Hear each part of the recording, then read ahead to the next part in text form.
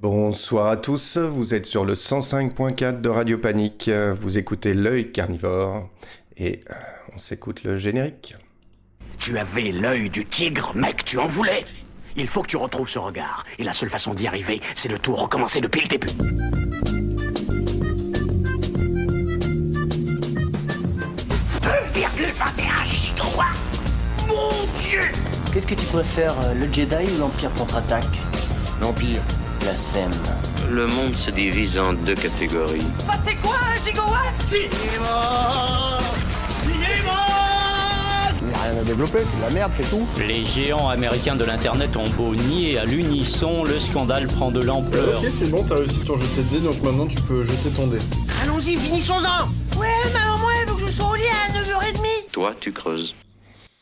Bonsoir à tous, je suis Damien, vous êtes à l'écoute de Radio Panique sur le 105.4, vous êtes aussi à l'écoute de l'œil carnivore sur le Twitch de l'œil carnivore. D'ailleurs, si vous nous écoutez sur Radio Panique, n'hésitez pas, venez sur Twitch, c'est tout simple, hein, vous tapez sur votre ordinateur, téléphone, tout ce que vous voulez, l'œil carnivore Twitch, Twitch, et vous arrivez et vous pourrez me voir en direct, en vidéo, mais surtout vous pourrez interagir avec moi pendant cette petite heure où nous allons parler de plein de choses. Nous allons parler d'humour avec Hakim Omiri, nous allons parler de musique avec Stupéflip, nous allons parler de film avec Capture Mag, et puis aussi on va parler du robot sauvage.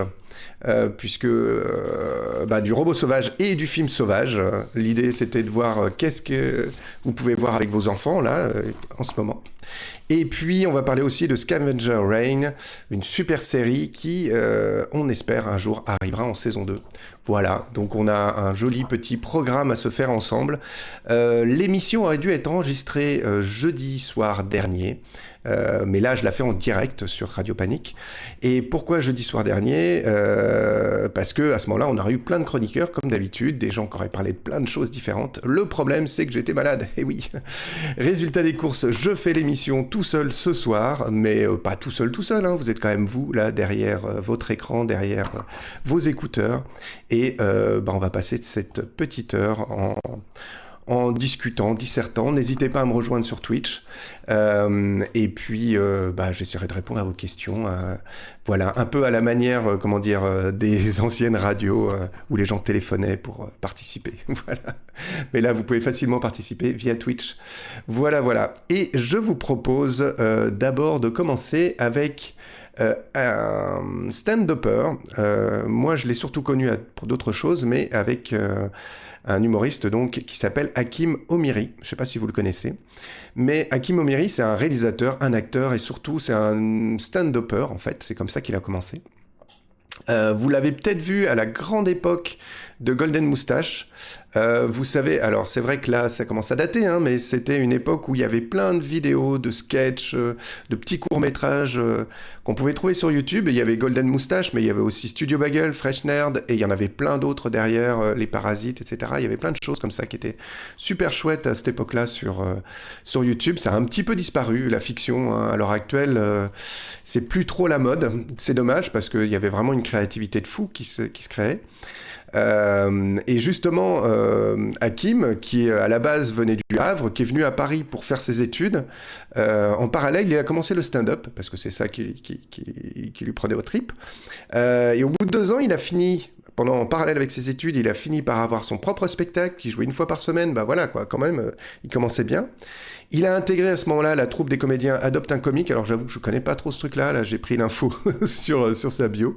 Et surtout, il a commencé à écrire pour des youtubeurs. Là, il a été remarqué. Et derrière, il a intégré l'équipe de Golden Moustache où il a commencé à réaliser pour la première fois ses vidéos et puis ses sketchs, etc. Tout ça. Et puis à ce moment-là, il a joué et réalisé de nombreuses vidéos. Aujourd'hui, il essaye de refaire la scène. Alors c'est compliqué, hein, parce qu'il y a eu le Covid, il y a eu plein de choses, etc. Et c'est vrai qu'il est très connu sur YouTube. D'ailleurs, quand il sort une vidéo, il a plusieurs millions de vues, hein, donc c'est vraiment quelqu'un de très connu à ce niveau-là. Mais il est moins connu pour sa partie stand-up, ce qui est dommage parce que je le trouve vraiment très très bon. Il a sorti dernièrement un spectacle sur YouTube qui s'appelle Fragment. C'est un spectacle, comme il dit, qui est un spectacle unique. Il l'a fait une fois, il l'a enregistré et il le met sur YouTube. L'idée, c'était un spectacle qui faisait un peu la transition entre son ancien spectacle et le prochain qui arrive. Voilà, donc je vous propose un petit extrait et puis on se retrouve juste après. Alors, je ne sais plus dans quel sens. Non, c'est là, voilà. Je faisais des activités pour m'occuper, parce qu'on se faisait chier, quoi. Une des activités qu'on faisait beaucoup avec mes potes, c'était le contrôle de police, parce que c'est gratuit. Et une fois, je me suis fait contrôler devant une nana qui me plaisait, ce qui fait que j'ai joué le rebelle. Tu sais, le flic qui m'a dit vous avez des choses sur vous? Et j'ai dit lâchez-moi, j'ai rien. Parce que j'avais rien, en fait. J'étais rebelle et honnête, moi. Une autre fois, on s'est fait contrôler qu'avec mes potes. On était 5, on venait de se baigner à la plage. On remonte de la plage, on est en maillot de bain. Les flics nous contrôlent et il y en a un qui me dit vous avez des armes sur vous? Je la refais parce que vous avez pas tous ri. Je suis en maillot de bain. Et le flic me dit vous avez des armes sur vous? Et moi, au début, je me dis flatteur. Je me dis il est observateur, le gars. Et après, je réalise, je me dis quand même qu'on joue à la phrase la plus conne, là. Ça fait que je lui ai répondu ouais, j'ai un bazooka dans ma poche. Il m'a mis une tarte. Et vraiment, j'ai pris une tarte, j'ai dit ah bon, d'abord, on a le droit de faire ça. Et moi, j'ai grandi comme ça. Ma mère, elle m'a toujours dit tu cherches pas les emmerdes, mais si on te tape, tu tapes. Là, j'ai pris une tarte, je sais pas, j'ai amorcé un mouvement de défense. Puis une partie de ma tête qui a fait attends, je crois que c'est un piège.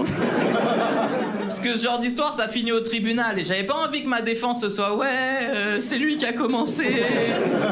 Voilà, donc là, j'ai pris la tarte, j'ai dit très bien joué, très bien joué. Mes potes étaient à côté de moi, ils ont pété un câble, ils ont dit ouais, vous avez pas le droit de faire ça et tout. Ça commence à crier, on était quand même sur la plage. Et il y a le commissaire qui est avec eux, je sais pas pourquoi, mais en gros, il arrive et dit ouais, qu'est-ce qui se passe et tout. Et moi, j'explique qu'il m'a frappé et tout. Et il demande au flic qu'est-ce qui s'est passé. Il dit ouais, je lui demandais s'il avait des armes sur lui. Et le commissaire, il me voit en maillot. Et j'ai vu dans son regard, genre ah, je suis désolé. En vrai, moi, je dois bosser avec lui tous les jours, c'est pire, tu vois. La vérité, c'est qu'il a simplement dit circuler. Du coup, on est parti, mais dans l'histoire, j'ai quand même pris une tarte. Hein. On est parti, et cette journée a influencé mes potes et moi. Parce qu'à partir de là, on a commencé à moins sortir dehors, en vrai. Donc voilà, c'est un extrait du stand-up, du spectacle de Hakim Omiri plutôt, fragment. Donc là, il est en train de faire un autre spectacle, et d'ailleurs, il utilise YouTube pour faire la promo de son prochain spectacle. Et ce qui est intéressant, c'est que grâce quelque part à Fragment, j'ai commencé à remonter un peu son travail, etc. Et j'ai découvert un podcast qui s'appelle La Fabrique. C'est un podcast qui est présenté par Juliette Arnaud et Ramzi Assadi. Alors Juliette Arnaud, vous la connaissez peut-être, elle participait à l'émission sur France Inter Si tu pars, j'annule tout, je sais plus, si tu restes, j'annule tout, je sais plus quel était le truc. Et maintenant, ils sont partis sur Radio Nova faire la dernière avec Guillaume Meurice, etc.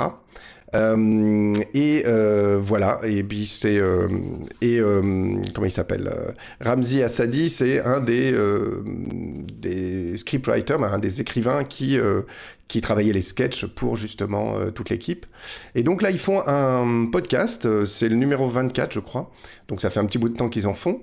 Et ils faisaient un podcast avec... alors l'idée de ce podcast, La Fabrique, c'est de découvrir la fabrication, en fait, de la création artistique. Comment les œuvres se créent, et donc d'interviewer des créateurs, des artistes, etc. Et de savoir comment ils travaillent, comment on arrive à créer des choses.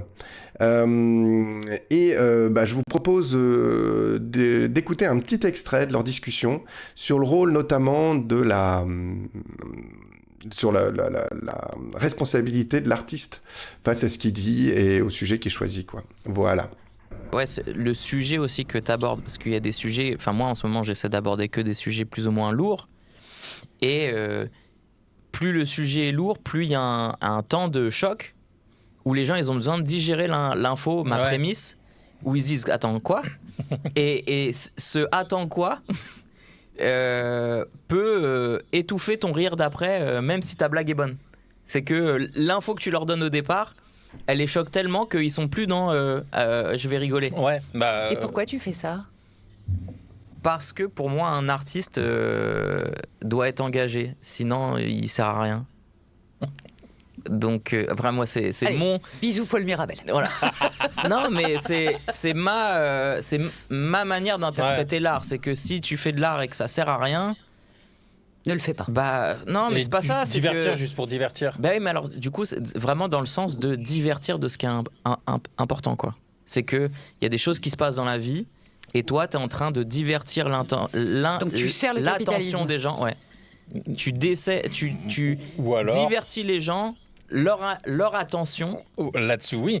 Mais aussi, les gens ont leur propre malheur, je sais pas, la maladie d'un proche, un truc. Et parfois, tu as besoin de quelqu'un d'un moment où tu penses à autre chose. de quelqu'un qui t'apporte juste du divertissement pur pour penser à autre chose, pour être ailleurs et pour pas avoir encore d'autres malheurs qui s'ajoutent là-dedans. J'entends. Alors, je suis total. Il est en train de défendre Alex Vizorek là. Non mais ça balance des noms. Ouais, je suis hyper en forme ce matin. Je suis désolée. J'ai vraiment bien dormi cette nuit, donc je suis méchante. Mais j'entends ce que tu dis, mais en vrai, quand un humoriste qui va te parler de sujets plus ou moins légers, mais qu'un message à te faire passer, peut-être. Moi, par exemple, j'ai eu un cancer quand j'avais 14 ans. J'ai passé 1 an et demi à l'hôpital, j'en ai fait un sketch de 20 minutes dans mon précédent spectacle. Et ben, les gens qui venaient me voir à la fin, c'est des gens qui avaient soit des proches, soit eux-mêmes des maladies chroniques ou à vie, etc. Oui. Et qui me disaient que ça leur faisait du bien. Et donc, au final, peut-être que tu as toi-même tes problèmes, mais en vérité, quand tu as quelqu'un qui en parle et qui les dédramatise, ça t'aide plus qu'un mec qui dit « Hey, les trottinettes !» Vous trouvez pas que... Voilà. Voilà, et les trottinettes, vous trouvez pas que... Voilà. Donc, Hakim Omiri, franchement, je trouve qu'il a un humour chouette, intelligent, et en même temps, il élude pas forcément les questions, mais c'est comme le sketch qu'on vient d'entendre, hein, c'est-à-dire, en gros, il va vous parler d'une expérience personnelle, il va vous dire, bah tiens, voilà, j'étais dans la rue, j'étais avec mes potes, là, il y a les flics qui nous arrêtent, et voilà... c'est rigolo parce qu'on était juste en slip de bain et donc il n'y a aucune chance qu'on ait d'armes ou quoi que ce soit. Mais derrière, ça dénote quand même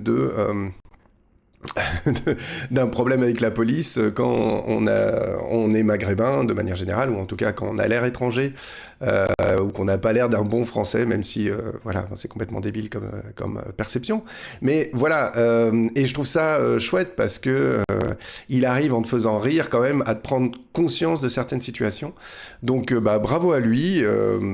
Franchement, si vous aimez bien ce que vous avez entendu, n'hésitez pas à voir le spectacle, mais n'hésitez pas non plus à aller voir toutes les vidéos qu'il a faites. Il y en a qui sont vraiment bien, c'est intelligent, c'est bien fait, c'est bien joué, c'est bien réalisé. Voilà, j'espère qu'il aura les moyens de ses ambitions et de réussir à faire des trucs chouettes et à pouvoir créer en toute liberté. Voilà, donc voilà. J'aimerais bien vraiment que... Puis, alors je ne sais pas, j'ai pas regardé d'ailleurs s'il passait sur Bruxelles, mais en tout cas, voilà, moi j'aimerais bien aller le voir en spectacle. Et si c'est le cas, je vous ferai un petit retour dans l'œil carnivore, promis, il n'y a pas de souci. Voilà, et sans aucune transition, mais vraiment aucune, je vous propose maintenant un petit moment musical, puisque si je vous dis « Le Crew ne mourra jamais », est-ce que ça vous dit quelque chose ? C'est Stupéflip. Stupéflip est quand même un artiste. Alors c'est Julien Barthélémy dit Kinju, qui depuis le début des années 2000, je crois, même fin 90, je ne sais plus exactement, voilà, mène sa barque avec le groupe Stupéflip. Alors Stupéflip, c'est lui plus MC Salo et puis Cadillac, mais c'est surtout lui qui fait les instrus et tout. C'est un mélange punk, rap, mais il aime bien aussi Jacques No, donc il y a aussi de la chanson française, etc. Il s'amuse, en fait, voilà, il fait avec ce qu'il aime, il s'amuse et il va dans tous les sens. Là, le 22 novembre, il sort un nouvel album qui s'appelle Son de ouf volume 1. Est-ce qu'il y aura un volume 2 ? J'en sais rien. Mais en tout cas, il sort un nouvel album. Et alors évidemment, j'ai pas noté le nom de la chanson, mais en gros, la chanson que je vous propose d'écouter, c'est une sorte de remix. Je crois que ça s'appelle remix, je sais plus quoi exactement, mais bon, c'est pas grave. C'est un remix quelque part de différents sons qu'il a utilisés pendant ses différents albums. C'est surtout différentes phrases qui sont devenues emblématiques pour ceux qui suivent Stupéflip. Donc voilà, je vous propose d'écouter ça, puis on se retrouve juste après.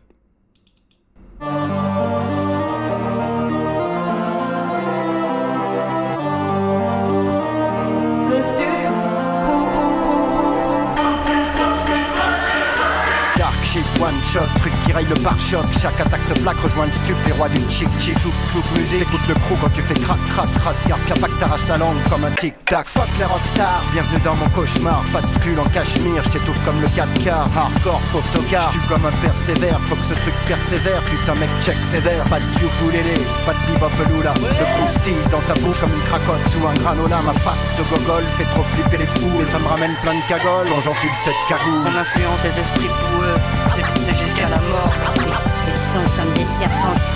Tapis dans l'ombre pendant des millénaires. 92, 93, le temps des casses. On influence les esprits boueux, c'est jusqu'à la mort. Ils sont comme des serpents.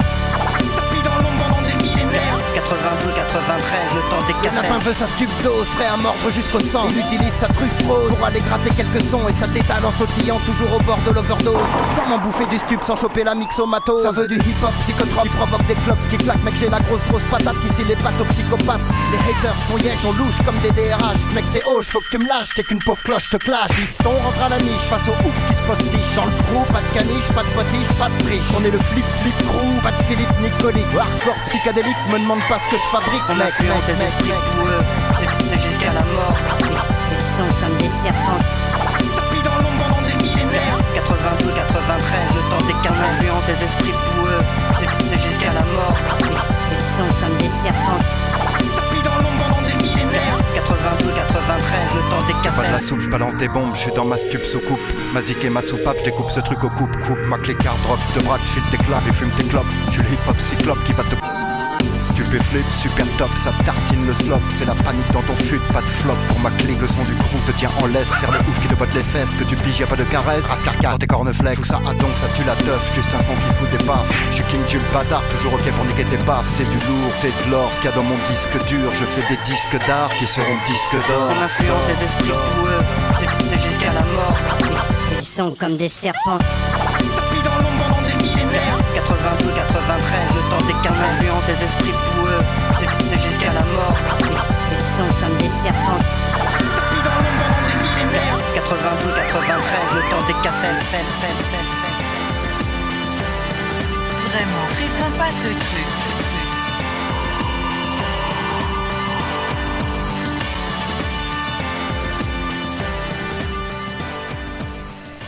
Et voilà, c'était Stupéflip avec... alors je l'avais là. Bah non, je ne l'ai plus, mais le Stuplore, je crois, remix Antidote. Voilà, vous êtes sur le 105.7 de Radio Panique ou alors sur le Twitch de l'Œil Carnivore. N'hésitez pas, si vous m'écoutez à la radio, à venir sur Twitch. Vous tapez l'Œil Carnivore, vous me trouvez et vous pouvez discuter avec moi en direct. Voilà. Et puis, on va continuer notre pérégrination avec l'équipe Capture Mag. Alors, l'équipe Capture Mag, c'est des gens que je suis depuis longtemps. C'est notamment des journalistes qui se sont regroupés. Alors là-dedans, il y a Rafik Djoumi. Alors ça y est, j'ai perdu tous les noms. Arnaud Bordas, Julien Dupuis et autres. Il y en a toute une série, hein, voilà. Capture Mag, c'est aussi des podcasts que je suis depuis longtemps. Et ils viennent de sortir, en fait, un podcast. Alors, ce qu'ils font d'habitude, le podcast, on va dire, le podcast principal de Capture Mag, c'est ils prennent des réalisateurs et ils vont retracer leur parcours, leur film, etc. Ils l'ont fait avec Spielberg, ils l'ont fait avec Kubrick, ils l'ont fait avec différents réalisateurs. C'est passionnant, franchement. Allez-y, tapez Capture Mag et vous allez apprendre des milliards de choses. C'est génial. Et là, ils viennent de faire la même chose avec Jim Henson. Jim Henson, je ne sais pas si vous voyez qui c'est.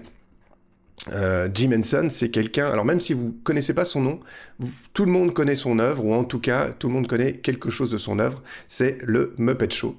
Ça a marqué, en tout cas, tout notre imaginaire planétaire, avec Kermit et Peggy la cochonne, etc.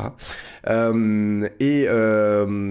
fait, ils reviennent sur son œuvre, parce qu'effectivement, il a une œuvre télé, à travers Sesame Street, à travers le Muppet Show, mais ils reviennent avant, hein, ils expliquent un petit peu les origines, son enfance, comment il en est arrivé là, etc. Mais il a aussi une œuvre en tant que réalisateur et producteur, notamment réalisateur de Dark Crystal, Labyrinthe, Monstres et Merveilles, etc. Et tout l'héritage qu'il a pu faire, évidemment dans l'imaginaire commun, parce que il a vraiment créé quelque chose qui maintenant, bon, les Muppets, voilà, on parle de Muppets, on est directement de Muppets, on est directement rattaché au Muppet Show, et il y a énormément d'œuvres derrière, Meet the Feebles par exemple. Je ne sais pas si vous connaissez, sinon tapez Meet the Feebles, qui est un film de... j'ai un trou de mémoire, c'est l'horreur. S'il y en a un qui peut m'aider dans le chat, c'est parfait. Peter Jackson, voilà. Meet the Feebles, qui est du Muppet Show trash. Mais voilà. Mais le Muppet Show, c'était pas si... c'était pas enfantin, hein. C'était quand même... alors, je dirais pas... enfant interdit, évidemment, c'est pas Meet the Feebles, mais c'était quand même, ça se prenait au sérieux et c'était pas forcément, c'était à la destination de tout le monde. C'était pas à la destination juste des enfants, c'était vraiment un programme pour tout le monde et c'est ça qui change en fait. Et c'est pour ça, je pense que tout le monde s'en souvient. Voilà. Moi, en tout cas, Dark Crystal. Pour vous donner une petite idée, c'est vraiment un film qui m'a marqué. Je crois que je l'ai vu vers 7 ans, quelque chose comme ça. Et avec Les Ailes du Désir, alors c'est un film de Wim Wenders qui n'a rien à voir entre les deux, mais ces deux films-là m'ont vraiment donné envie de faire du cinéma. C'est pour ça que j'ai fait des études de cinéma après. Et franchement, Dark Crystal, c'est quelque chose, quand je l'ai vu, moi j'en ai gardé un souvenir de fou.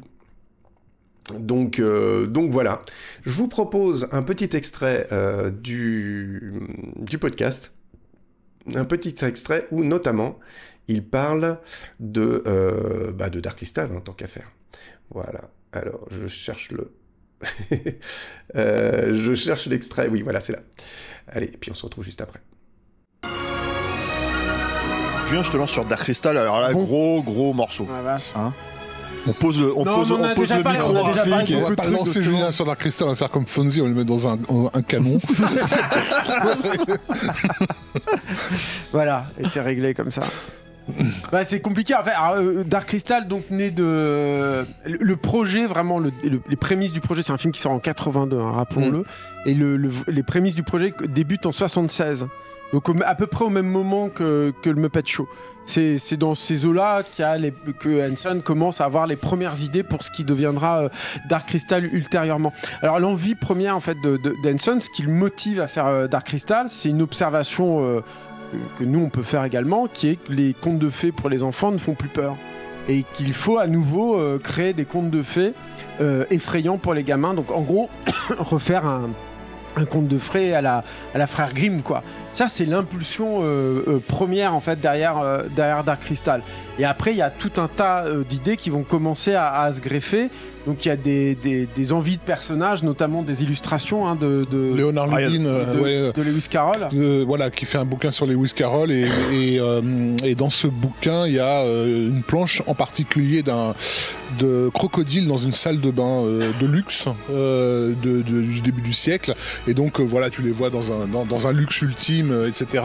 Et je crois qu'il était coincé par une tempête de neige. Alors, c'est arrivé un peu plus tard, ça, parce que avant ça, on en a un tout petit peu parlé avec Steph, mais il y a l'expérience du Saturday Night Live malheureuse avec le monde des Gorges. Ouais. Et ça, vraiment, si vous êtes fan de Dark Crystal, je vous invite à revoir ces sketchs un peu avortés, enfin cet univers un peu avorté, parce qu'il y a une vraie tentative déjà qui est inédite chez Jim Henson, alors qu'on l'a dit, il a déjà beaucoup expérimenté de choses, mais de créer un univers en soi avec des créatures, avec des monstres en fait, où on est un peu au-dessus des Muppets, quoi. Les Muppets, il y a toujours un côté un peu peluche, et je le dis sans aucune...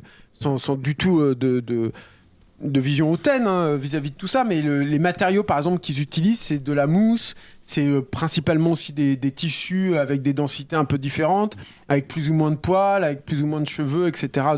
dessus, mais ça reste quand même relativement basique, c'est-à-dire qu'on sait très clairement ce qu'on est en train de voir quand on voit un Muppet.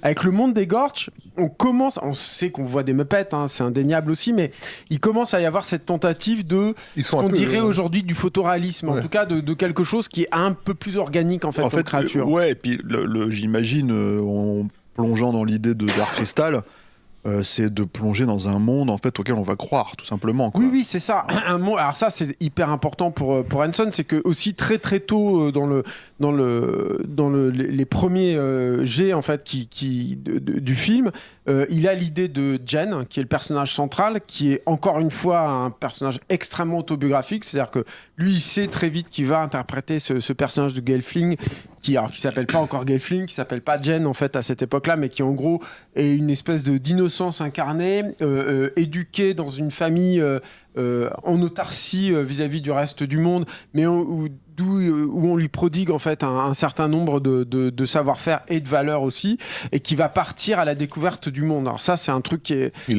là dès le début, qui a un destin, qui a quelque chose. Donc ça, il sait déjà qu'il y a cet élément autobiographique, et il y a cet univers aussi.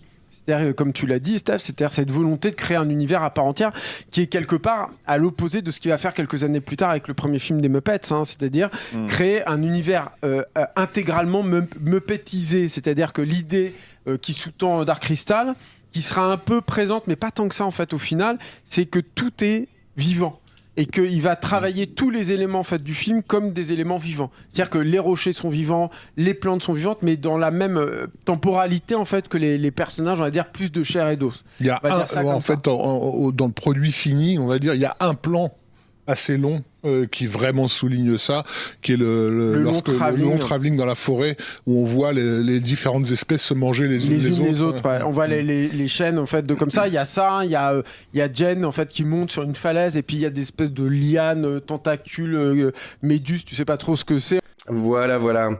Donc ça c'est un extrait du podcast Capture Mag sur Jim Henson, et vous voyez, c'est passionnant parce que là je vous ai passé qu'un tout petit bout, et déjà il raconte plein d'histoires, etc. Alors pourquoi ils peuvent faire ça? Parce que c'est des journalistes qui ont interviewé les gens, qui ont interviewé les réalisateurs, qui ont interviewé les techniciens, etc. Et c'est ça qui rend vraiment passionnant leur récit, parce que ils connaissent bien, voilà.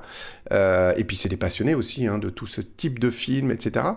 D'ailleurs, régulièrement, ils font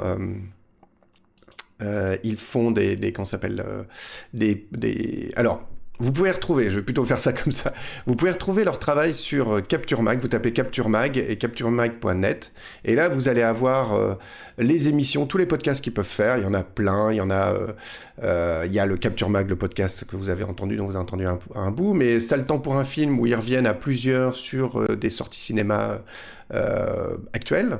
Monster Squad, sur lequel ils vont faire l'exégèse d'un monstre de film, etc. Stéroïde, le podcast, ça c'est, ils reviennent sur des films de gros bras des années 70, 80, 90 et 2000, etc. Et même maintenant, voilà. Et c'est super intéressant, c'est très chouette. Déjà vu, c'est Rafik Djoumi qui fait des petites capsules qui font à peu près 5 minutes sur des tropes du cinéma. La minute de Yannick Dahan, c'est pareil, c'est des critiques sur des sorties à l'heure actuelle. Alors Yannick Dahan, c'est quelqu'un de très particulier, mais qui écrit bien. Et donc des fois, c'est juste un plaisir d'entendre sa gouaille sur tel ou tel sujet. Voilà. Et puis il y en a plein d'autres. Et ils parlent aussi de jeux vidéo, etc. Tout ça. Et ce qu'ils font aussi, c'est que régulièrement, ils vont sortir des MOOC. Alors ils en avaient sorti un en 2022. à l'occasion des 10 ans de Capture Mag. Bah, je sais plus s'ils avaient réellement 10 ans. Ah si, Capture Mag fête ses 10 ans d'existence, donc voilà, c'était ça. Et c'était super intéressant parce que c'était toute une série d'articles sur plein de sujets différents. Je vois là, par exemple, il y a un sujet qui s'appelle des kaiju et des hommes. Il y a plein d'interviews de Sam Raimi, de Terry Gilliam, d'Alexandre Aja, d'Edgar Wright, etc., de Guillermo del Toro, de Paul Verhoeven et tout. Bah, c'est vraiment c'est super intéressant. Il y a plein de choses. En fait, eux, ils aiment les films de genre et franchement, si vous aimez ce style de film, allez sur Capture Mag et vous en aurez pour des heures et des heures et des heures de découverte, de lecture, d'écoute et autres. Et surtout, vous allez découvrir plein de choses. Voilà, même si vous vous croyez expert dans le domaine, ils ont une bonne expertise. Ils font aussi des soirées d'ailleurs régulières, malheureusement à Paris, où ils projettent des films. C'est quelque chose que j'aimerais bien faire sur Bruxelles. Voilà, peut-être un de ces 4, l'œil carnivore avec d'autres, parce que tout seul ce serait un peu compliqué. On vous proposera un ciné-club. Et puis de se retrouver autour de certains films qu'on aimerait bien voir en commun sur grand écran. Voilà, ça serait chouette. Je sais pas ce que vous en pensez. N'hésitez pas d'ailleurs à commenter et à dire ce que vous en pensez si vous regardez cette vidéo sur YouTube. Voilà. Alors, voilà, ça c'est Capture Mag. Et donc ils viennent de faire, alors oui, un nouveau MOOC qui vient de passer en financement participatif et qui est consacré à Oliver Stone. Oliver Stone, donc je pense que vous connaissez, mais c'est quand même les films Wall Street, JFK, Snowden, ou encore un film que moi j'ai beaucoup aimé, qui est Tueur-né. J'ai beaucoup aimé Tueur-né parce que c'est un film qui est arrivé au bon moment, moi, dans ma vie, parce que voilà, ça correspondait à quelque chose, mais aussi parce que ça détonnait complètement dans le paysage au moment où c'est sorti. C'était un truc complètement fou. Et je me suis dit, waouh, mais qui peut réussir à faire quelque chose comme ça? Et même encore maintenant, c'est un film fou, en fait, Tueur-né. Si vous l'avez pas vu, regardez-le. Et si vous l'avez vu, regardez-le. Parce que, franchement, même maintenant, ça donne quelque chose de vraiment intéressant. Voilà. Et notamment dans ce MOOC, il y a une interview de 20 pages d'Oliver Stone sur son œuvre, mais il y a aussi beaucoup de gens des collaborateurs qui ont travaillé avec lui, comme sa directrice de casting, comme le monteur de JFK aussi, ou le scénariste de Snowden, voilà, etc. Donc c'est assez intéressant, voilà, n'hésitez pas, donc vous allez sur Capture Mag, et puis là, vous pouvez participer. Il y a un Kiss Kiss Bang Bang qui se termine, je ne sais plus, il reste 21 jours, donc j'ai pas la date exacte, mais à partir du 16 novembre, vous avez 21 jours pour participer. Et ils ont déjà rempli leur quota. Mais n'hésitez pas, c'est de la qualité, c'est bien écrit, c'est chouette. Et voilà, dans un monde où tout est fait par IA et ChatGPT, c'est agréable de tomber sur des journalistes qui connaissent leur sujet et qui travaillent. Et qui les travaillent, voilà, un peu plus que moi, par exemple. Voilà. En tout cas, n'hésitez pas, Capture Mag, très bon, vous allez découvrir plein de choses. Tapez ça sur vos petites mimines. Et avec une transition, parce qu'on parlait de Dark Crystal et d'un monde un peu particulier, vivant, etc. Peut-être que l'héritage de Dark Crystal, c'est Scavenger Reign. Alors, Scavenger Reign, c'est quoi? C'est une série animée pour adultes, c'est pas fait pour les enfants, américaine de science-fiction qui a été créée par Joseph Bennett et Charles Whitner. Alors, je sais pas si ça se prononce comme ça, mais bon, voilà. Et au final, c'est la chaîne de télévision HBO Max qui l'a produit et diffusé. Je crois qu'il y a 8 épisodes, il y a une saison, 8 épisodes, et moi j'avoue que je suis tombé sur le charme. C'est un truc de fou en fait, Scavenger Reign. C'est en gros le principe, c'est un vaisseau qui qui se trouvent touchés par des astéroïdes, je crois, un truc dans ce genre-là, etc. Bon, toujours est-il qu'il y a des nacelles de sauvetage qui partent et qui se posent sur la planète la plus proche. Et sur cette planète, ils vont devoir survivre. Et c'est une planète où, quelque part, tout est vivant, quasi. Et ça, c'est assez remarquable. Il y a du Mobius dans Scavenger Reign, clairement. Évidemment, comme Moebius a influencé Miyazaki, vous retrouverez du Miyazaki, évidemment, dedans. Mais vous trouverez aussi beaucoup de choses qui sont propres aux auteurs. Il y avait un court-métrage qui se trouvait sur YouTube, qui était un préparatoire à Scavenger Reign. Vous pouvez trouver assez facilement. Et voilà. Et il y a une seule saison. Et HBO n'a pas renouvelé la série pour une deuxième saison. Et donc, les gens sont là, ah, mais comment ça se fait qu'il n'y a pas une deuxième saison? C'est dommage, etc. Alors, la première saison se termine, il n'y a pas de souci, vous pouvez regarder, ça peut se terminer, l'histoire comme ça, mais on a un goût trop peu parce que c'est vachement bien, quoi. Voilà, ça c'est clair. Et ce qui se passe, c'est que les auteurs aussi ont envie de faire une deuxième saison. Netflix a été approché, mais pour l'instant, ça n'a pas encore donné de résultats. Donc, ils ont fait un petit trailer pour la saison 2. Hey, salut Troubadix. Je rappelle pour ceux qui sont sur l'antenne de Radio Panique que vous pouvez venir sur Twitch pour pouvoir discuter avec moi, comme Troubadix par exemple, et qui peut dire bonjour, voilà. Et donc, Scavenger Reign, et il y a l'auteur... que je reprenne mes notes, Joseph Bennett, qui a sorti un petit trailer pour la saison 2, en espérant que ça se fasse. Il y a peu de chance, mais c'est tellement bien que j'avais envie de vous reparler à cette occasion de Scavenger Reign, et n'hésitez pas à aller voir la série sur HBO ou chez votre cousin d'Amérique qui peut vous envoyer des cassettes. Voilà. Alors, hop, je relance... ceci.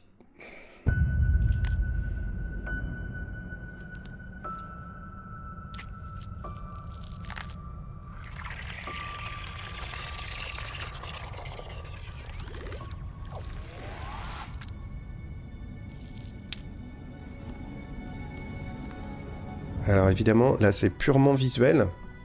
Donc pour ceux qui sont à la radio, vous profitez juste de la musique et du son. Mais si vous écoutez ça à la radio, n'hésitez pas, vous tapez Scavenger Reign et vous aurez de superbes images magnifiques.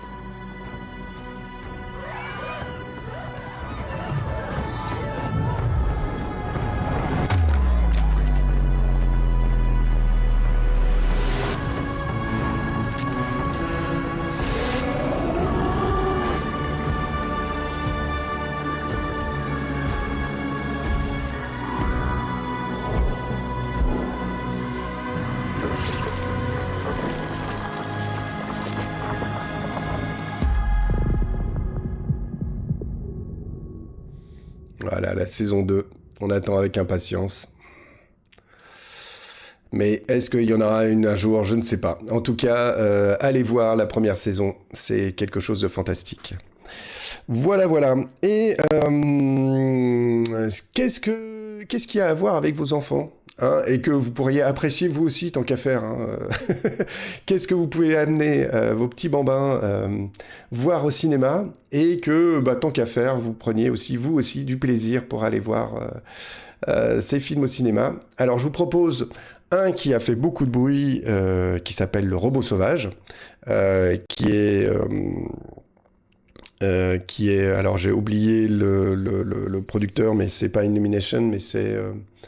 j'ai un trou de mémoire, mais c'est pas grave. Voilà, mais c'est un gros studio, ils y vont. Voilà, ça je pense que vous avez vu la pub passer, vous en avez entendu parler, etc. Il y a eu beaucoup de bruit tout autour du Robot Sauvage, et on va en parler. Et je vous propose aussi après le film Sauvage.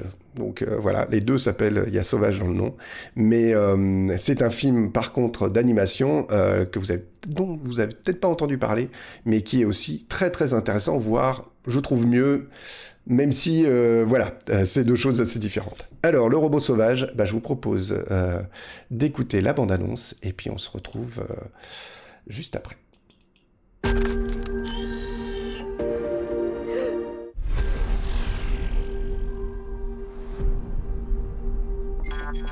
Rapport d'incident.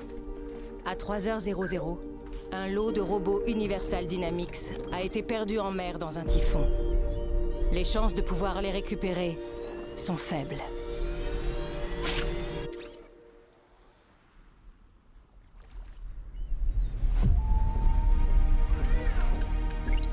Avez-vous besoin d'assistance? Oui, c'est ça, c'est les créateurs de dragons qui l'ont fait. Agression détectée. J'ai compris votre problème.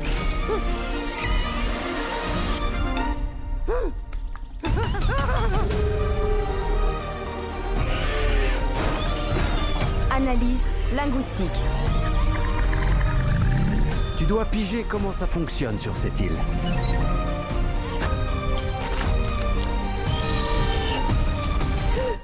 Bonjour. Les oiseaux s'attachent à la première chose qu'ils voient. Comme c'était toi, maintenant tu es sa mère. Je n'ai pas le programme adapté. Personne ne l'a. Il doit apprendre à nager et à voler. Nager, c'est fastoche. Je peux lui apprendre comme ma mère m'a appris. Nage! Voilà. Donc, c'est un film assez magnifique, hein, techniquement époustouflant, graphiquement vraiment très très beau. Les couleurs sont magnifiques, l'étalonnage, etc. On est vraiment dans du très beau travail artistique. L'écriture est chouette, l'histoire, même si elle est assez linéaire, est assez sympa. Elle mélange beaucoup de choses. Voilà, c'est un film sans réel défaut, à part peut-être le fait que il prend bizarrement peu de risques, ce qui est un peu dommage. Mais bon, voilà, vous passerez un très bon moment et votre enfant aussi. Il se passe plein de choses, de l'aventure, c'est bien rythmé, c'est joli, c'est drôle, franchement très très drôle, et en même temps il y a vraiment des moments très touchants. On est dans du film bien calibré, mais avec un petit message. Voilà, il faut que, en gros, l'homme puisse vivre en harmonie avec la nature. On voit d'ailleurs assez subtilement l'évolution, ce que pourrait donner la Terre une fois qu'il y a eu l'augmentation du niveau de la mer, etc. Voilà, c'est des choses... c'est des choses assez intéressantes de ce point de vue-là. Ouais, il y a pas grand-chose à dire à part que voilà, c'est un film qui est assez beau. Vous allez passer un bon moment. Il est finalement assez sage, assez attendu. C'est pas un film révolutionnaire, mais bon, voilà, c'est de toute façon le message, il est dans le bon sens, on va dire. Donc c'est déjà pas mal. Et puis il y a des petites choses qui sont bien trouvées, etc. Voilà, après certains disent ouais, c'est peut-être pour faire accepter l'IA dans nos vies, etc. Et tout, que l'IA peut se donner une autre image que celle de Terminator et autres. Mais bon, voilà, en tout cas, vous pouvez aller le voir sans souci. C'est un très bon film, très joli. Je trouve que la 3D est magnifique. Et voilà. Et vous allez passer un bon moment. Et donc, voilà. N'hésitez pas à me dire, d'ailleurs, dans les commentaires, si vous avez vu le film, ce que vous en avez pensé, si vous avez bien aimé ou pas. En tout cas, ça marche bien. Voilà. Moi, j'ai passé un très bon moment. Et c'est le principal. Mais j'ai passé un meilleur moment avec le film que je vous propose juste après. Le film Sauvage, qui c'est un film réalisé par Claude Barras. C'est un film en stop motion. Donc stop motion, c'est... vous voyez, il y a des sortes de figurines et on les anime image par image. Voilà, à la manière de Wallace et Gromit, de comment il s'appelle, Chicken Run, etc. Voilà, de Shaun le Mouton, voilà. Et c'est un film qui a été en sélection officielle au Festival de Cannes, qui a été au festival évidemment officiel, au Festival d'Annecy. Je crois pas qu'il ait eu de prix, et je trouve ça vraiment dommage parce que c'est vraiment un truc qui est fou. Voilà. Alors. Le pitch de départ, c'est un film qui se passe à Bornéo, en bordure de la forêt tropicale, et qui a Keria, qui est une petite fille qui accueille un bébé orang-outan qui a été trouvé dans la plantation de sa mère, de son père plutôt. La mère est tuée, voilà, et il recueille le petit orang-outan. Et à cette occasion, elle va avoir l'occasion de découvrir en fait une partie de sa famille que son père lui cachait plus ou moins, voilà, et qu'elle-même ne connaissait pas. Moi, c'est un film qui m'a vraiment touché. Voilà, je vous propose la bande-annonce et puis on se retrouve juste après.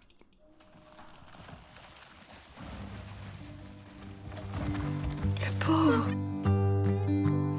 Avec mon papa, on va bien s'occuper de toi.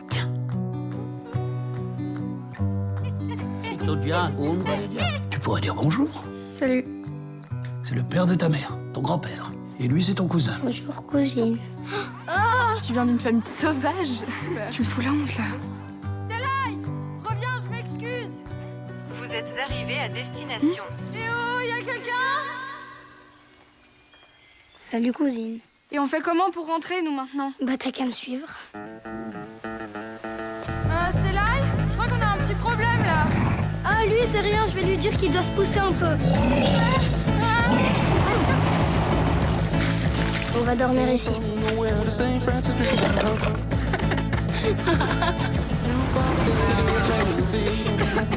Vous prenez l'argent, nous, on coupe les arbres. L'argent ne se mange pas. Ça, c'est ma mère. Tu as trouvé le chemin. Cherche la lumière. C'est dingue. Putain, tu vas voir. La lampe de poche des nomades. Tu penses que toute la forêt va disparaître?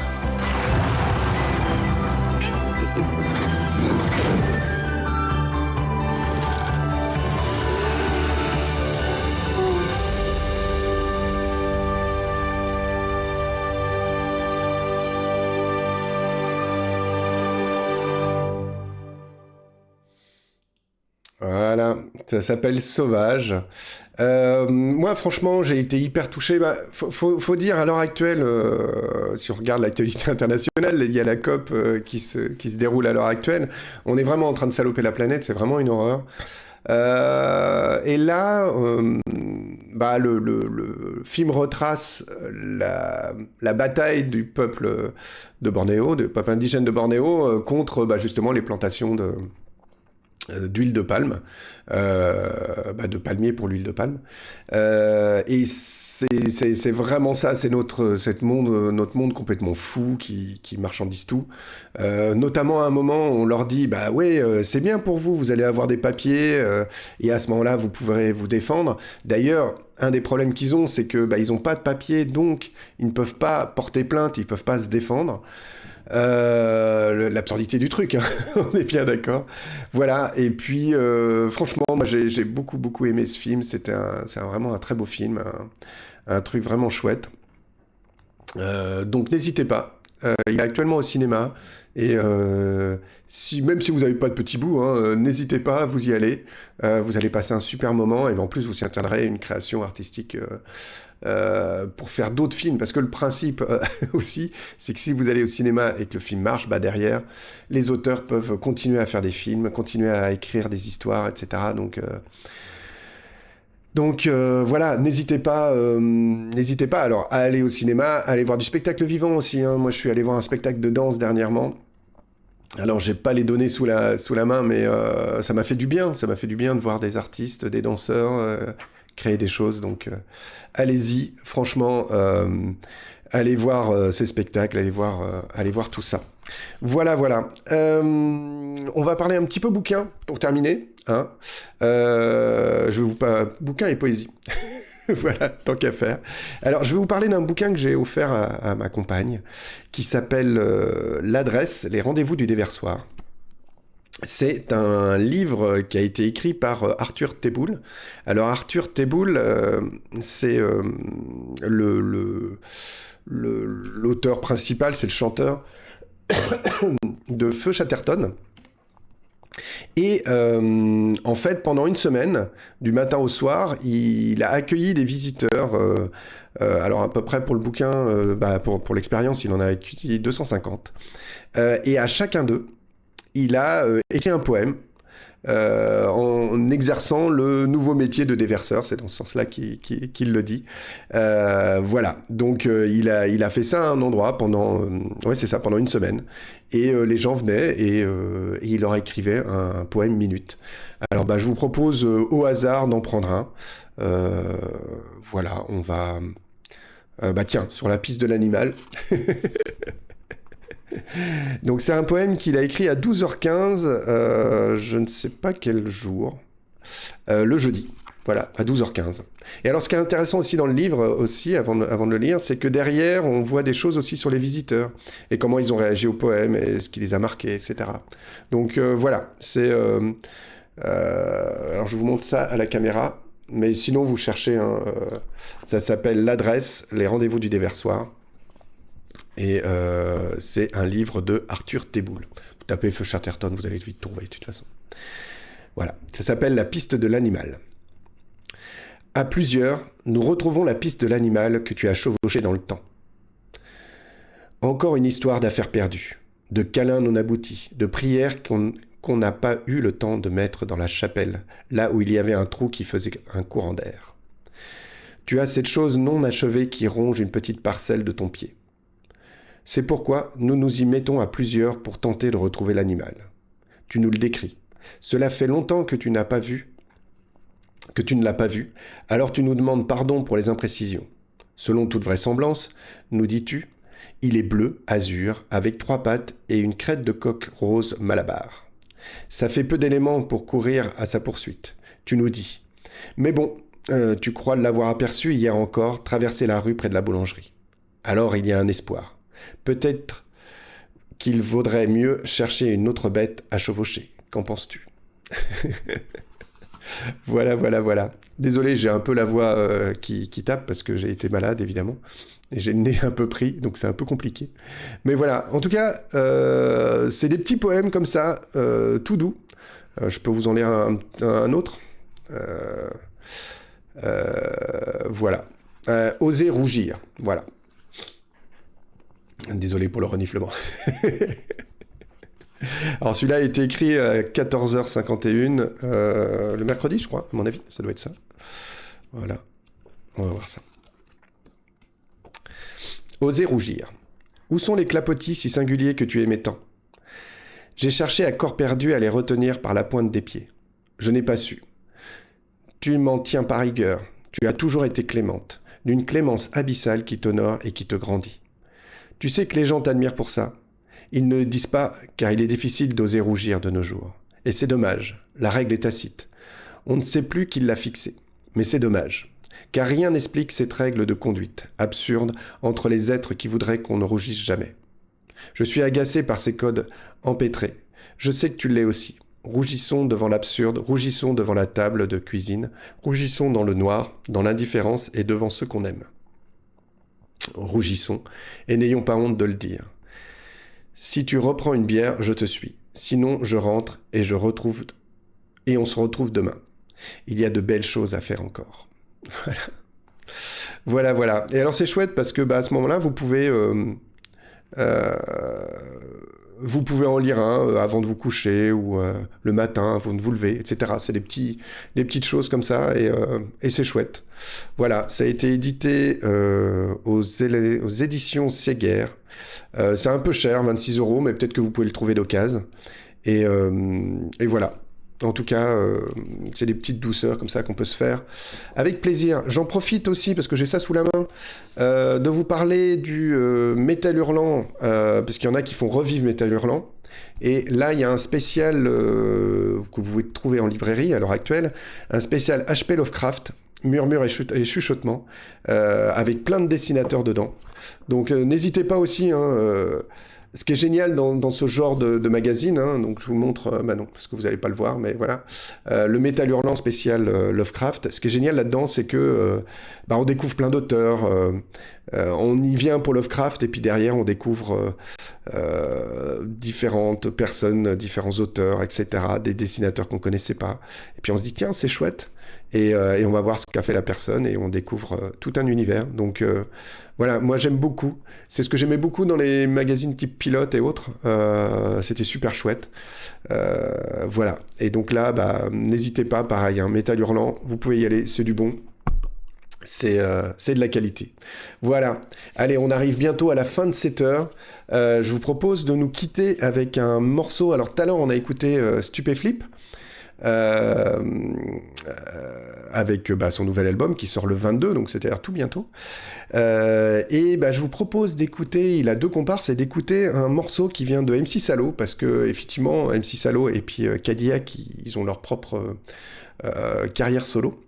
Et un morceau que moi j'aime beaucoup, qui s'appelle Dodécacophonique, qui est un morceau, une sorte de voyage tranquille qui vous amène jusqu'à la fin de cette heure. Voilà, on va s'écouter ça tranquillou.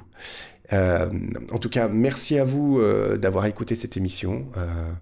N'hésitez pas à liker, partager, à venir sur le Twitch, à venir sur le YouTube, à vous abonner, à écouter Radio Panique au 105.4 au niveau hertzien. Mais sinon, vous pouvez aussi écouter Radio Panique sur radiopanique.org. C'est une radio absolument merveilleuse où il y a plein de choses différentes qui passent sur cette antenne. Donc n'hésitez pas.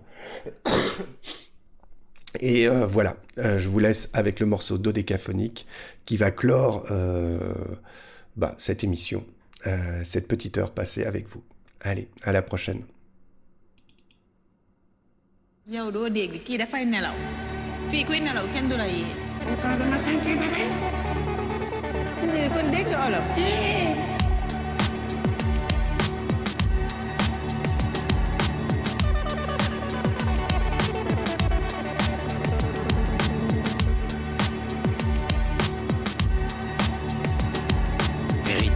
Cacophonique t'explique un peu du dedans. Ça le supplice, farci sa lasse, le sobriquet s'éclipse, laissant sa trace, des rôles de moine qui dira mieux. Mais rythmique, de cacophonique t'explique un peu du dedans. Ça le supplice, farci sa lasse, le sobriquet s'éclipse, laissant sa trace, des rôles de moine qui dira mieux. Fuir aux malheurs et fuir, fuir, pas eu besoin de me retourner, juste un pavé dans le rétro. 10 heures, malheur, gâté, gâteau, couille en boîte, coque et gros lolo. Pas la peine me donner la peine d'avoir de la peine dans les dents. J'entrevois déjà le lendemain m'attend. Sans dessous c'est vert, c'est cacophonique et vert ou plutôt bleu.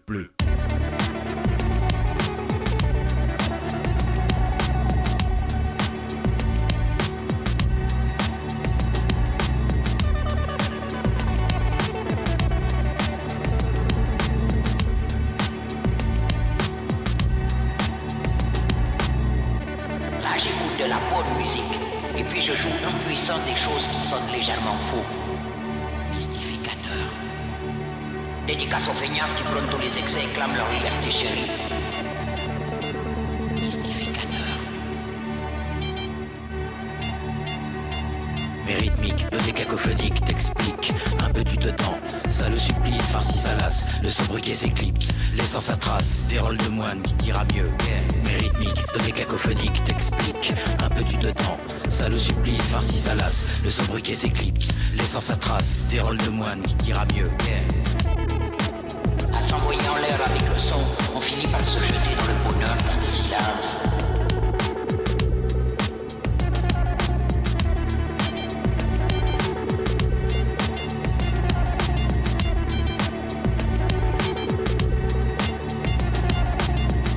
Des moments décisifs où l'on ne fait rien.